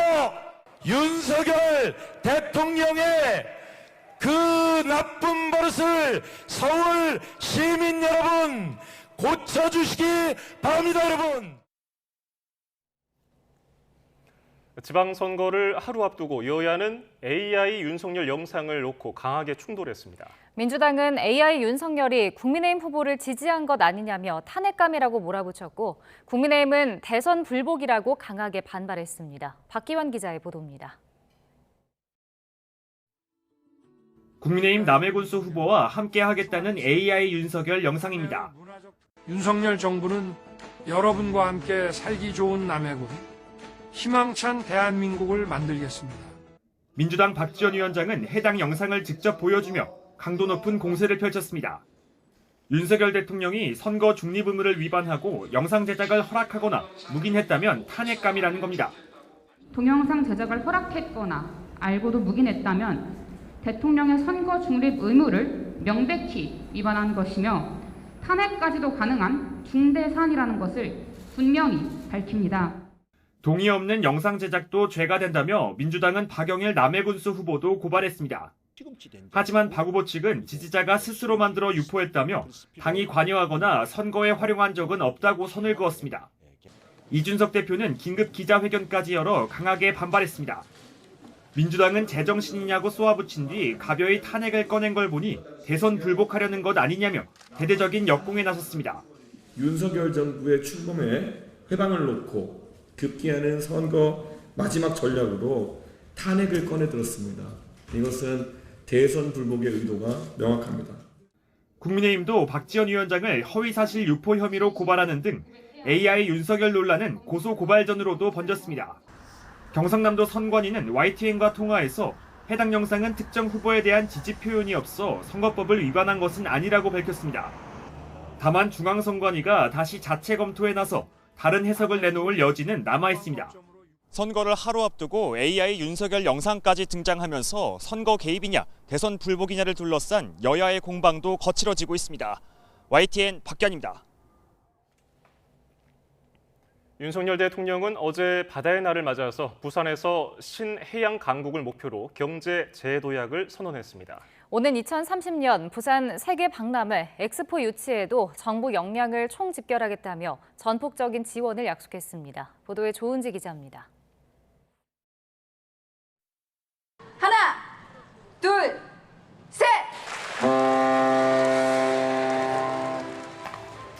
신해양 강국의 꿈, 힘찬 백고동을 울린 윤석열 대통령. 문재인 전 대통령이 5년 전 그랬듯 취임 첫 해 바다의 날 기념식에 참석한 윤 대통령은 해양수산 분야에 적극 투자해 경제 재도약의 기회로 삼겠다고 말했습니다.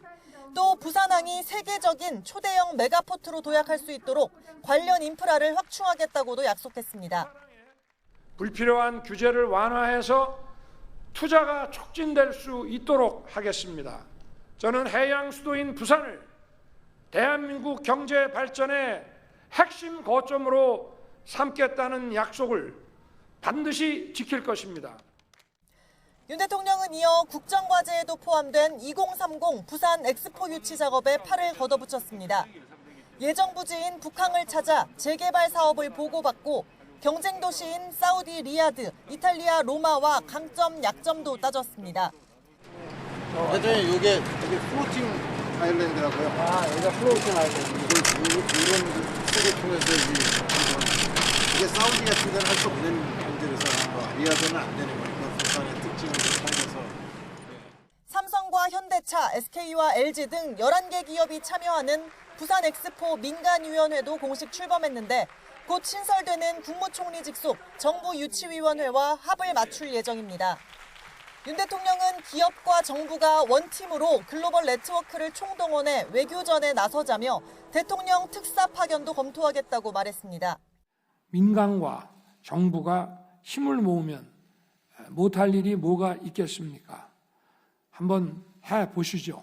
저도 직접 최선을 다해 챙기겠습니다. 윤 대통령은 부산 자갈치 시장도 들러 수산물 가격도 살피고 방역 조치 이후 시장 동향도 점검했습니다. 수산업 관계자들과 오찬도 빼놓지 않았습니다. 저기 신경 쓸 테니까 부산시장 출마하신 분한테 박수 받으세요. 시장 나오신 분들한테. 지방선거 하루 전 윤 대통령의 부산 지역 광폭 행보에 정치 중립 위반이라는 일부 비판 여론도 나왔습니다. 하지만 대통령실은 선거를 염두에 뒀다면 더 어려운 지역을 갔을 거라는 말로 지방선거와는 무관하다고 일축했습니다. YTN 조은지입니다.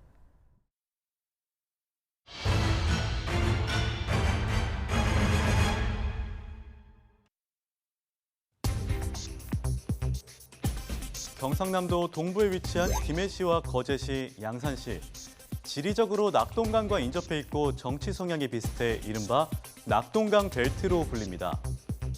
민주당 출신 대통령의 고향 혹은 연고지라 민주당의 정치적 성지로 여겨지기도 합니다. 이들 지역의 과거 지방선거 성적표는 어땠는지 한 곳씩 확인해 보겠습니다. 먼저 노무현 전 대통령의 고향인 김해입니다. 김해시장은 1회 지방선거부터 4회 지방선거까지 연속으로 국민의힘 계열의 시장이 당선됐습니다. 하지만 노무현 전 대통령이 퇴임 후 봉하마을로 돌아온 2008년부터는 표심이 바뀌었습니다. 5회 지방선거부터 7회 지방선거, 그리고 한 차례 보궐선거까지 포함해 4차례 연속 민주당이 이 지역을 차지했습니다. 이번엔 문재인 전 대통령의 고향이자 조선업의 도시인 거제입니다. 노동자와 젊은 층이 많아 상대적으로 진보세가 강한 곳으로 꼽히기도 합니다. 하지만 그동안 거제시장은 국민의힘 계열 후보가 독식하다가 7회 지방선거 때에서야 처음으로 민주당 계열의 후보가 당선됐네요. 마지막 문재인 전 대통령 사저가 있는 양산시입니다. 경남 18개 시군 가운데 유일하게 낙동강 동쪽에 있어서 심리적으로 경남보다는 울산과 부산에 가까운 곳입니다. 그동안 양산시장에 당선된 후보의 정당을 살펴보면 1, 2회 지방선거는 무소속, 3회 한나라당, 4회 무소속, 5, 6회 한나라당, 새누리당 순이었는데요. 지난 7회 지방선거 때에야 처음으로 민주당 계열의 후보가 이겼습니다. 전통적으로 경남은 보수 성향이 강한 지역이지만 직전 지방선거 때 낙동강 벨트에서는 모두 민주당이 승리했습니다. 하지만 지난 20대 대선 민심은 사뭇 달라졌는데요. 경남 18개 시군 가운데 민주당 이재명 후보가 이긴 곳은 단 한 곳도 없었습니다. 낙동강 벨트에선 이재명 후보가 40% 득표를 넘기며 그나마 선전했지만 이 역시 판세를 뒤집지는 못했습니다. 이번 기초단체장 선거는 어떨까요? 김해에서는 민주당 허성곤 시장이 3선 연임을 노리고 있고 국민의힘 홍태용 후보는 첫 시장 도전에 나섭니다. 거제는 3파전 양상인데요. 민주당 변광용 현 시장, 국민의힘 박종우 후보, 그리고 국민의힘 경선에서 탈락한 뒤 무소속으로 출마한 김한표 후보의 대결입니다. 양산에서는 전현직 양산시장끼리 경쟁하게 됐습니다. 민주당 김일권 후보와 국민의힘 나동현 후보는 이번이 4번째 맞대결입니다. 대선 승리 기세를 몰아 과거의 영광을 되찾겠다는 국민의힘. 현역 시장들을 내세워 낙동강 벨트만큼은 지키겠다는 민주당. 접전이 예상되는 가운데 지난달 퇴임 후 고향 양산으로 내려온 문재인 전 대통령은 변수로 꼽힙니다. 임기 말까지 이례적으로 40%대의 지지율을 보인 문 전 대통령을 고리로 과거 노무현 전 대통령 귀향 때처럼 진보 세력이 결집할지 관심이 쏠리는데요. 경남 최대 격전지로 떠오른 낙동강 벨트에서 이번에 웃는 쪽은 어딜지 YTN 선거방송에서 함께 확인하시기 바랍니다.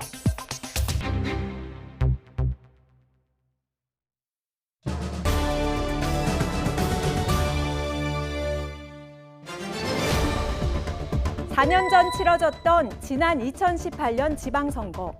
당시 각 시도 의회의원 선거 결과를 한마디로 정리하면 민주당 광풍이었습니다. 전국 17개 시도 광역의원 총원이 824명이었는데요. 이 가운데 652명이 민주당 소속, 전체의 79%에 이를 정도입니다. 보수 정당 의원이 많이 뽑힌 지역도 있었지만 전통적인 보수 강세 지역인 대구와 경북뿐이었습니다. 조금 더 자세히 볼까요? 전국에서 인구가 가장 많은 두 지자체, 서울과 경기가 있습니다.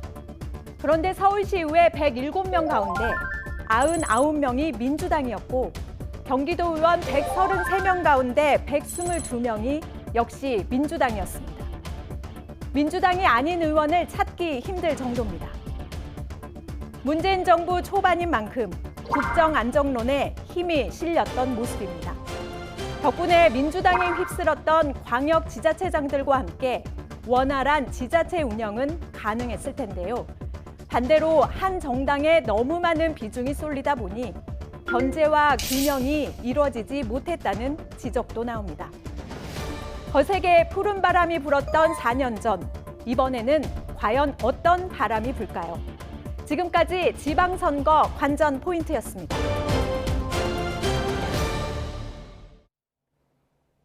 경남 밀양에서 또 대형 산불이 발생했습니다.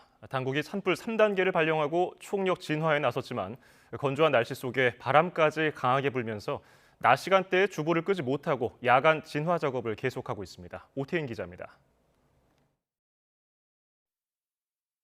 마을 뒤로 이어진 산에서 희뿌연 연기가 피어오릅니다.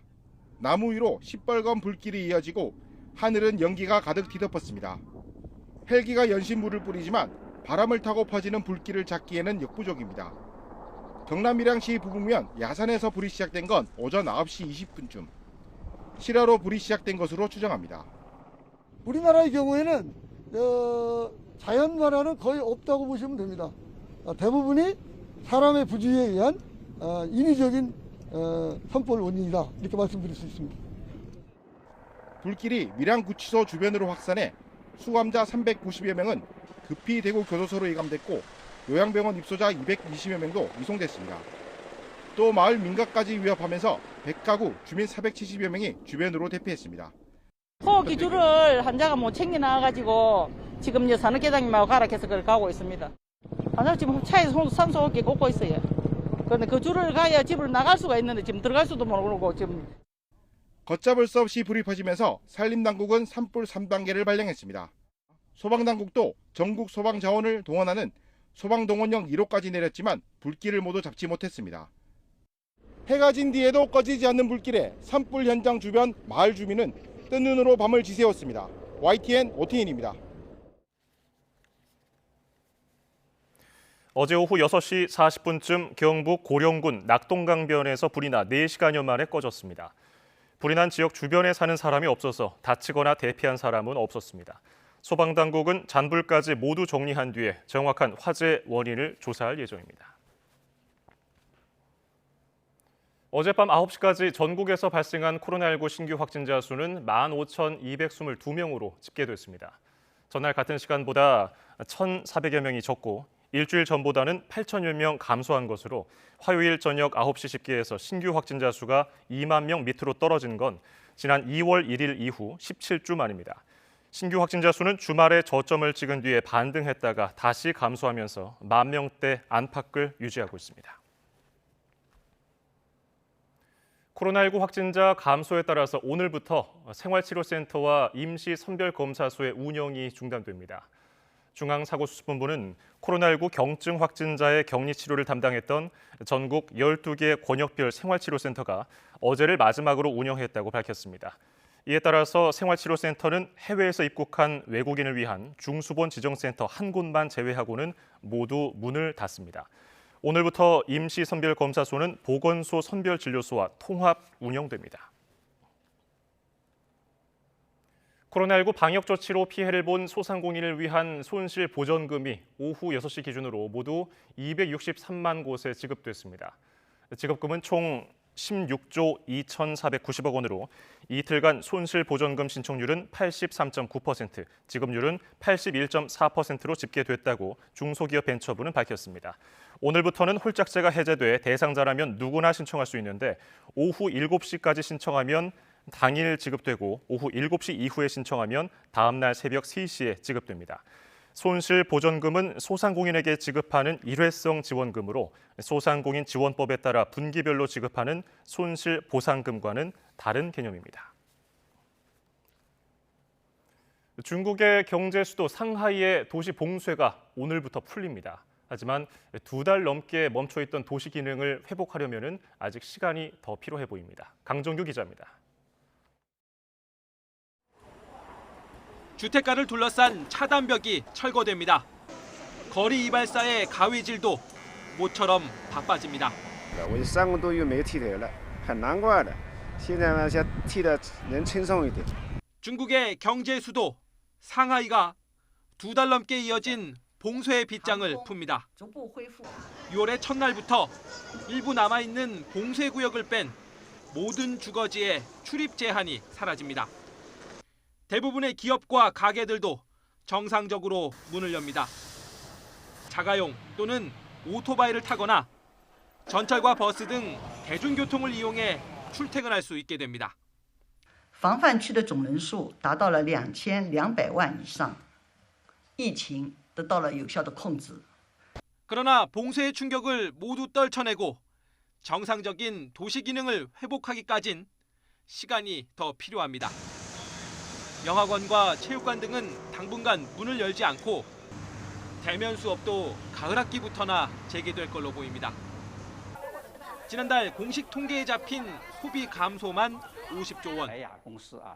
국경을 넘어 세계 경제에 준 충격은 추산하기도 어렵습니다.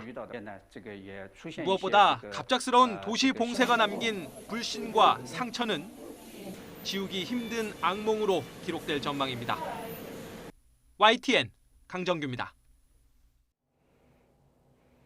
한미일이 북한의 핵무력 도발에 공동 대처하기 위해 3국 간 안보 협력에 속도를 내고 있습니다. 이달 중 연쇄 협의를 통해 구체적 협력 방안을 모색할 것으로 보이는데 중국의 반발이 변수로 작용할지 주목됩니다. 이규준 기자입니다. 지난달 25일 북한이 탄도미사일을 쏘자 한미일 외교장관은 사흘 뒤 공동 성명을 발표했습니다. 별도의 회담 없이 이례적으로 공동 성명 방식으로 북한의 도발을 강력히 규탄한 것입니다. 3국 간 긴밀한 협력을 통해 공동 대응하겠다는 강한 의지를 읽을 수 있습니다. 정부는 북한의 이딴 도발을 계기로 한미일 삼각공조에 속도를 내고 있습니다.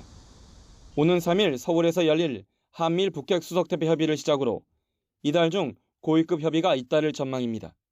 이적 문제에 대한 공동의 인식 등에 기초해서 고위급 협력 기제가 필요하다는 데 공통의 인식을 가지고 있습니다. 이에 따라서 현재 관련 일정 등을 조율해 나가고 있습니다. 한미일 고위급 협의가 열리면 북한의 핵 도발을 억제할 3국 협력 방안이 모색될 것으로 보입니다. 향후 한미일 안보 협력의 첫 구체화 단계로서 확장 억지에 대한 협의 채모색이 가능하지 않을까 하는 생각이 듭니다. 한미일의 밀착 행보에 중국 정부는 미국 주도의 반중 연대를 경계하며 촉각을 곤두세우고 있습니다. 향후 중국의 반발과 함께 과거사와 독도 영유권 등을 둘러싼 한일 갈등은 여전히 한미일 안보 협력 강화의 변수로 남아 있습니다. YTN 이교준입니다. 미국이 대륙간 탄도미사일 ICBM을 시험 발사한 데 이어 핵실험 동향이 감지되는 북한에 경고 메시지를 보냈습니다. 린다 토머스 그린필드 유엔 주재 미국 대사는 현지 시각 31일 기자들과 만난 자리에서 최근 북한이 적극적으로 핵실험을 준비하고 있다며 실제 핵실험을 감행할 경우 미국은 반드시 유엔 안전보장이사회에서 신규 제재안을 재추진할 것이라고 말했습니다. 이어 일단 기존 대북 제재를 확실하게 이행할 필요가 있고 최근 안보리 표결처럼 추가 제재도 추진할 것이라고 설명했습니다. 지난 21일 한미 정상회담 공동성명에 대해 공식적인 입장을 내놓지 않고 있는 북한이 선전 매체를 통해 비난을 쏟아냈습니다. 북한 대외 선전 매체 메아리는 한미 정상회담 공동성명에 대해 현대판 의사조약이며 모든 불평등 조약을 능가하는 사상 최악의 망국선언이라고 폄훼했습니다. 한미가 연합연습, 훈련 범위와 규모 확대를 위한 협의 개시와 확장 억제 전략협의체 재가동, 미군 전략자산 적시 전개 논의 등에 합의한 것을 두고선 대북 강경 정책을 공식화하고 친미 4대 매국노로서의 대결 본색을 여지없이 드러냈다고 주장했습니다. 중국이 피지와 솔로몬 등 남태평양 섬 10개 나라와 경찰까지 파견하는 포괄적 협정을 체결하려다가 퇴짜를 맞았습니다. 하지만 중국은 이들 섬 국가들을 다독이면서 본격적인 퍼주기에 나설 것임을 예고했습니다. 베이징에서 강성웅 특파원의 보도입니다. 왕이 중국 외교부장이 남태평양 피지를 방문해 이 지역 섬나라 10개국과 외교장관 회담을 열었습니다. 시진핑 주석까지 서면 인사말을 보내 중국과 운명 공동체를 구축하자며 적극 손을 내밀었습니다. 안보를 포함한 협력 협정을 체결하자는 건데 미중 대립을 우려한 당사국들의 반응은 조심스러웠습니다. I hope we also know that geopolitical point scoring means less than little to anyone whose community is slipping beneath the rising seas, whose job has been lost to a pandemic. 결국 협정 체결은 퇴짜를 맞았고 왕이 부장은 섬 국가들을 불안해하지 말라며 달래기까지 했습니다. 아프리카 철도 건설 사례를 들면서 중국은 개발도상국 편이라고도 주장했습니다. 奉劝一些人不必过分的焦虑，也不必过于紧张，因为中国和发展中国家实现共同发展和共同繁荣。 중국은 당초 남태평양 섬 국가들의 공안을 파견해 현지 경찰을 훈련시키는 방안까지 제안했습니다. 미국과 호주의 영향권에서 벗어나도록 하려는 것이었지만 성사되지 않았습니다. 앞서 미국은 중국이 섬나라들의 의심스러운 거래를 제한하고 있다며 비판했습니다. It's worth noting that the PRC has a pattern of offering shadowy, vague deals with little transparency or regional consultation in areas related to fishing, related to resource management, development assistance. 하지만 솔로몬과 키리바시를 비롯한 일부 섬 국가들은 이미 친중 성향으로 돌아섰습니다. 중국은 이 국가들의 무관세 혜택과 인프라 건설 지원, 경찰력 구축 협력까지 별도로 약속했습니다. 이 때문에 남태평양 섬 지역에서의 미중 대립은 끝난 게 아니라 이제부터 본격 시작이라는 전망이 더 설득력 있게 들립니다. 베이징에서 YTN 강성웅입니다. 미국 백악관 초청으로 워싱턴 DC를 방문 중인 방탄소년단 BTS가 증오범죄 근절에 도움이 되고 싶다고 밝혔습니다. BTS는 현지 시각 31일 조 바이든 미국 대통령을 만나기 직전 백악관 기자실을 찾아 미국에서는 코로나19 이후 아시아인을 상대로 한 증오범죄가 크게 늘어 굉장히 놀랐다며 이같이 말했습니다. BTS는 또 모든 사람은 각자 나름의 역사를 가지고 있는 만큼 한 사람 한 사람이 의미 있는 존재로서 서로 존중하고 이해하기 위한 한 걸음이 되길 바란다고 밝혔습니다. 경기 부천시에서 승용차가 인도 위로 올라가 가로등을 들이받는 사고가 발생했습니다. 경남 양산에선 중고 가전제품 판매장에서 불이 났습니다. 밤사이 사고 소식 김철희 기자가 정리했습니다. 인도에 올라온 승용차. 차량 앞부분은 심하게 찌그러졌습니다. 어제 저녁 7시 반쯤 경기 부천시 옥길동 아파트 앞 도로에서 60대 운전자가 몰던 승용차가 인도로 올라간 뒤 가로등을 들이받았습니다. 이 사고로 운전자가 머리와 팔 등을 다쳐 병원으로 옮겨졌지만 생명에는 지장이 없었습니다. 경찰은 음주운전은 아닌 것으로 보고 정확한 사고 원인을 조사하고 있습니다. 어두운 밤 중고가전 매장이 불길에 휩싸였습니다. 소방관들이 연신 물을 뿌려보지만 불길은 쉽게 잡히지 않습니다. 내부에 플라스틱 제품이 많아서 일단은 내부에 물품이 많습니다. 불이 난 건 어젯밤 10시 40분쯤 2,000제곱미터 규모의 매장이 모두 불에 타면서 새벽까지 진화 작업이 이어졌습니다. 저녁 8시 20분쯤에는 부산 우암동 부두 앞 도로에서 우회전하던 트레일러 차량이 전복됐습니다. 50대 남성 운전자가 스스로 탈출해 다친 사람은 없었지만 차량에 실려있던 컨테이너 2개가 도로 위로 떨어져 일부 구간의 차량 통행이 통제됐습니다. YTN 김철입니다. 쇼트트랙 강국인 우리나라의 전지훈련을 왔던 싱가포르 선수 부녀가 부산에서 이른바 묻지마 폭행을 당했습니다. 선수 생명을 장담할 수 없을 정도로 큰 상처를 입었는데 피의자를 구속한 경찰은 정신질환 가능성을 열어두고 범행 동기를 조사하고 있습니다. 차상은 기자가 보도합니다. 부산의 한 병원에 아버지와 10대 딸이 급히 이송됐습니다. 머리와 얼굴에는 봉합수술이 필요할 정도로 큰 상처가 생긴 상태였습니다. 싱가포르의 쇼트트랙 청소년 국가대표인 A양과 아버지가 전지훈련지인 부산에서 지난 28일 밤 9시쯤 폭행을 당했습니다. 지하철역 계단에서 마주친 40대 남성이 이들에게 금속 둔기를 마구 휘두른 겁니다. 갑작스러운 폭행은 근처에 있던 영무원이 급히 제지하고 나서야 그쳤습니다. 비명 소리가 나더라고요. 그래가지고 제가 바로 꺾어서 들어갔더니 어떤 사람이 남자 여자 두 명을 쇠목뭉둥이로 막 때리는 상황이었거든요. 그래서 이제 제가 달려가서 바로 제지하고 그러고 나서 경찰에 신고하는 그런 상황이었습니다. 피해자들은 전지훈련 기간에 쓸 생필품을 산 뒤 숙소로 돌아가던 중에 이곳에서 봉변을 당했습니다. 머리와 얼굴에 입은 큰 상처로 훈련은커녕 선수 생명까지 장담할 수 없게 됐습니다. 2년 전에도 A양을 한 차례 지도했던 우리나라 감독은 갑작스러운 소식에 울분을 터뜨렸습니다. 외국에서 온 손님인데 오자마자 당일날 묻지마 폭행을 당하는 것이 대한민국 국민으로서 너무나 부끄럽고 창피하고요.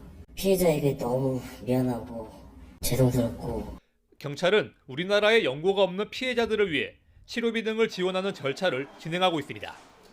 또 특수폭행 혐의로 피의자 B씨를 구속하고 범행 동기와 정신질환 여부도 조사하고 있습니다.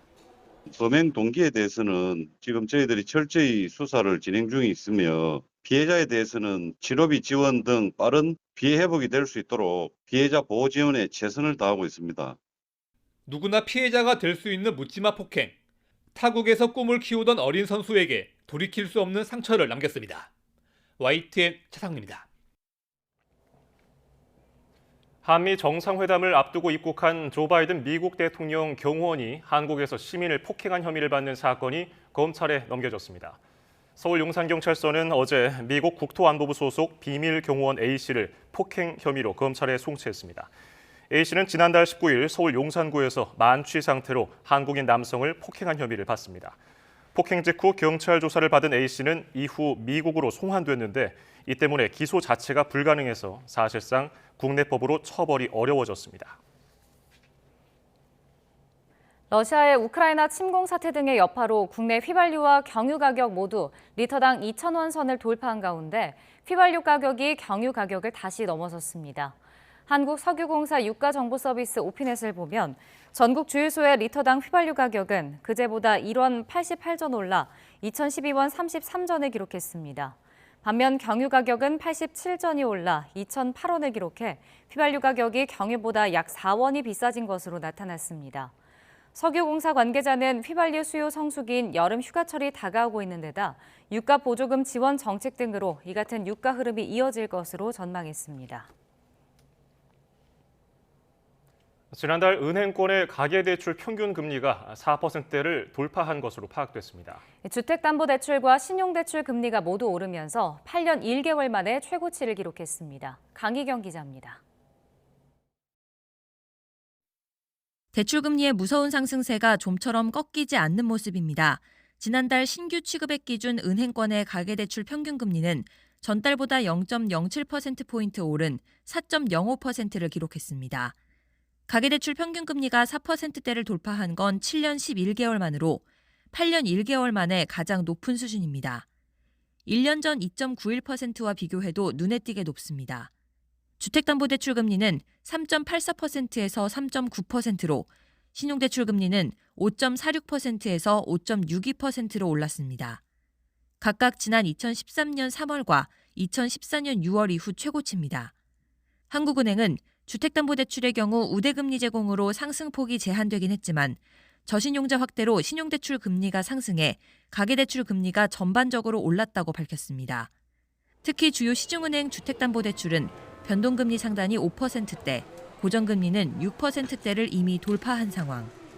치솟는 물가에 기준금리 추가 상승이 불가피한 만큼 주택담보대출 금리가 올해 안에 7%대를 돌파할 거란 관측이 이어지고 있습니다. 0.25%씩 4번 올린다 그런다면은 1%가 올라가게 되니까 2.75%가 되는 거죠. 7% 내지 8%가 될 것이다 이렇게 전망할 수 있을 것 같아요.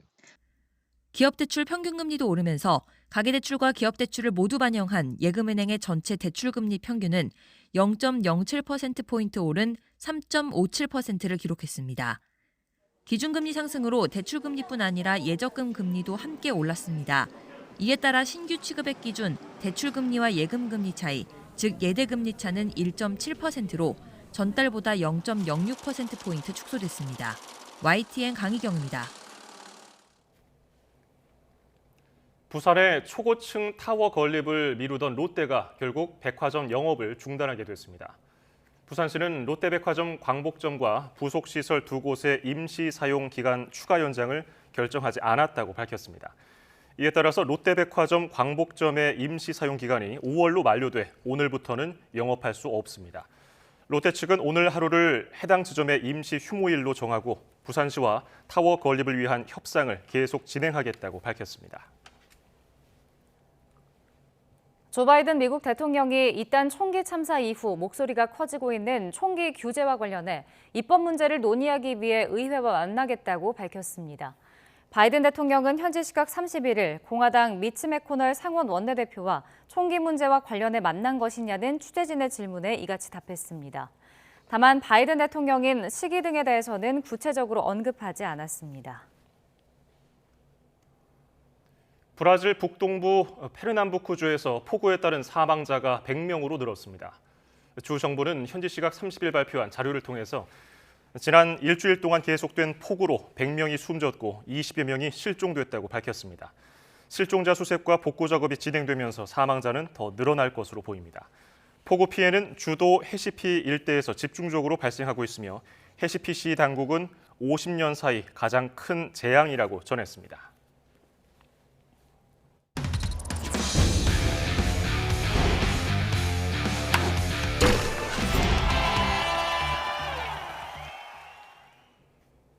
프로야구 기아 타이거즈가 두산 베어스를 꺾고 리그 3위로 도약했습니다.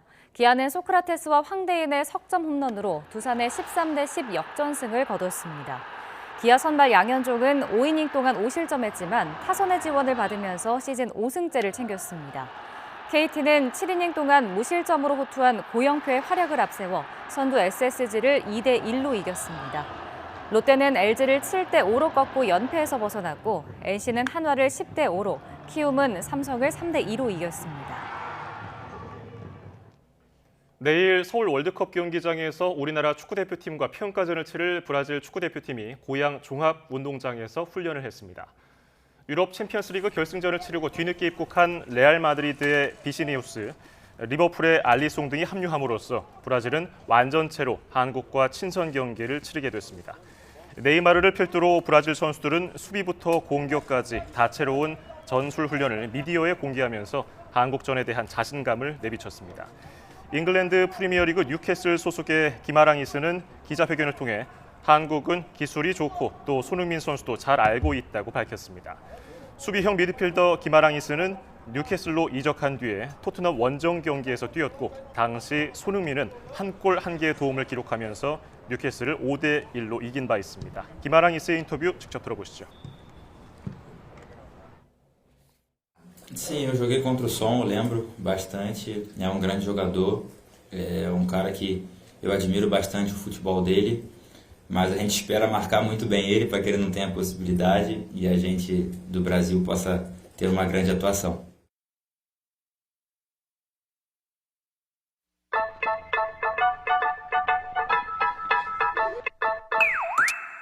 자, 이번 시간은 국어 시간, 영어 시간, 재미있는 힙합 시간. 힙합을 많이 알고 말 건 그런 건 중요하지 않은 잔치 시간. 잔치 시간이 영어로 뭐? 선생님 이름은 뭐? 여러분들을 오늘 재미있는 힙합의 세계로 인도할 우리는 인조.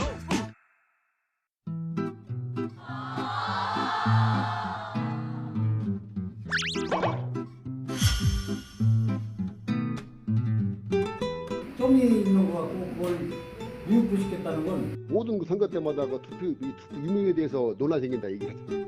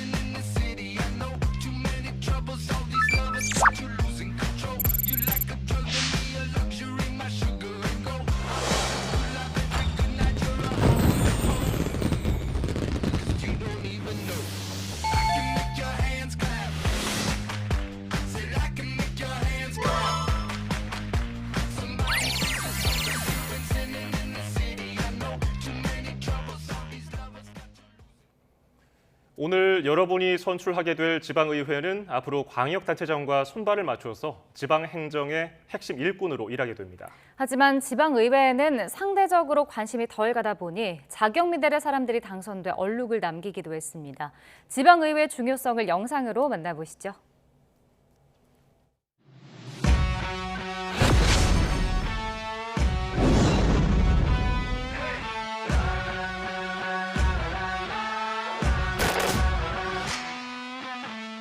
폭행한 사실은 그럼 인정하고 계십니까? 예, 인정합니다. 예천군 이미지를 누가 손상을 시켰어요? 책임을 지셔야 될 거 아니에요?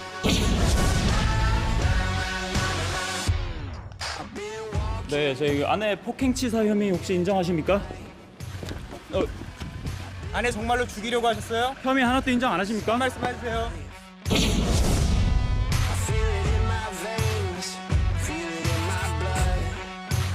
부담스러워서 피하곤 했었는데 그럼에도 불구하고 끝까지 옆으로 와서 안기를 강요했습니다.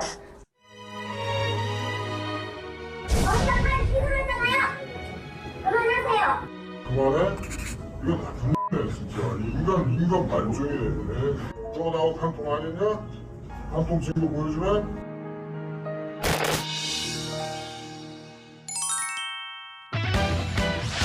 보안대 2번이나 끌려갔어요.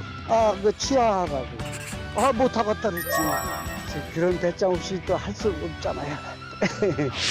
가결되었음을 선포합니다. 무상급식은 서울에선 공립초등학교와 전체 중학교에서 이루어지고 있습니다. 삶이 바뀐다 해도 네가 있어 나는 웃을 수 있어.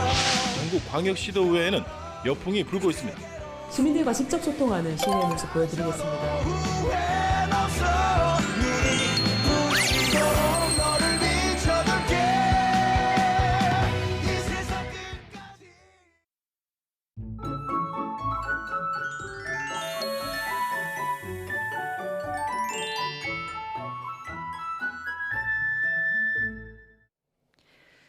네, 지방선거일인 오늘도 여름더위가 이어집니다. 현재 서울 기온이 18.4도로 선선한데요. 낮에는 28도까지 올라서 어제만큼 덥겠습니다. 건조한 날씨도 계속됩니다. 현재 영남 등 동쪽 지방을 중심으로 건조주의보 이어지고 있는데요. 특히 영동 지방은 바람도 강하게 불어서 산불 피해 없도록 유의를 해주시길 바랍니다.